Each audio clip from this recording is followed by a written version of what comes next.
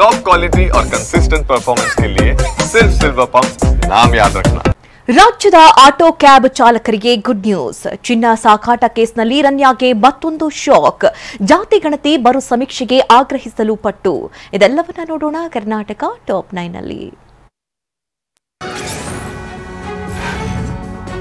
ಜಾತಿ ಗಣತಿ ಮರು ಸಮೀಕ್ಷೆಗೆ ಆಗ್ರಹಿಸಲು ಲಿಂಗಾಯತ ಹಾಗೂ ಒಕ್ಕಲಿಗ ಸಮುದಾಯ ನಿರ್ಧರಿಸಿದೆ.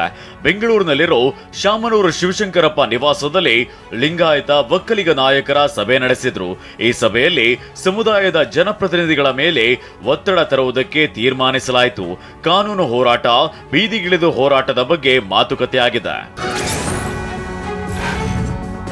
ಅಕ್ರಮ ಚಿನ್ನ ಸಾಗಾಟ ಕೇಸ್ನಲ್ಲಿ ನಟಿ ರನ್ಯಾ ರಾವ್ಗೆ ಮತ್ತೊಂದು ಸಂಕಷ್ಟ ಎದುರಾಗಿದೆ.